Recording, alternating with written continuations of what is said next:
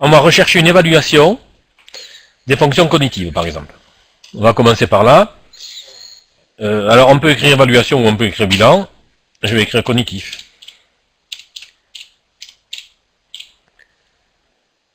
Là, je vais pas me casser la tête, je vais prendre la prise en charge des AVC.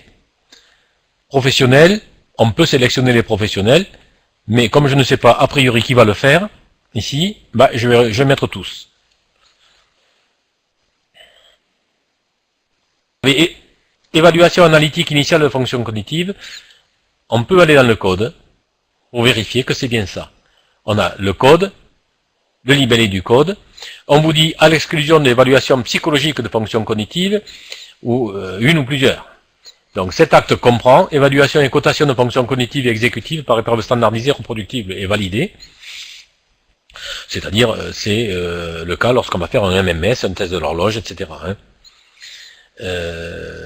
Voilà, et identification et stratégie naturelle d'apprentissage et de compensation. Donc ça correspond bien à ça. Vous avez des modulateurs possibles. Est-ce que vous savez ce que sont les modulateurs? Ça va nous donner l'occasion de parler de ça. Oui. Oui, tout le monde? Je répète. Enfin, je répète, je vous le dis. Hein, c'est ce que vous avez fait, on a fait ça au mois de mars, quand c'est sorti. Ça n'a pas changé. Les modulateurs sont des choses qui peuvent être ajoutées aux actes. Soit ces modulateurs, alors ils augmentent la complexité, ils traduisent l'augmentation de complexité de l'acte, soit du fait du patient, soit du fait du lieu de réalisation. Du fait du patient, ça peut être des choses comme nécessité de recours à un interprète, réalisation fractionnée de l'acte, ça c'est du fait du patient, de l'état du patient, ou bien des modulateurs de lieu, tels que là celui que l'on voit, réalisation au lit du patient. D'autres pourraient être réalisation à l'extérieur, ou en ville, ou dans le milieu naturel, ou en salle de soins. Voilà, le type de modulateur que l'on peut avoir. Cet acte, ALQ plus 183, donne droit uniquement à ces deux modulateurs. C'est-à-dire, si vous avez besoin d'un interprète, ce qui ne sera pas le cas ici, ou si vous réalisez l'acte au lit du patient, ce qui sera le cas ici, vous n'allez pas le déplacer probablement, donc vous pourrez mettre le modulateur Z2V en plus de l'acte.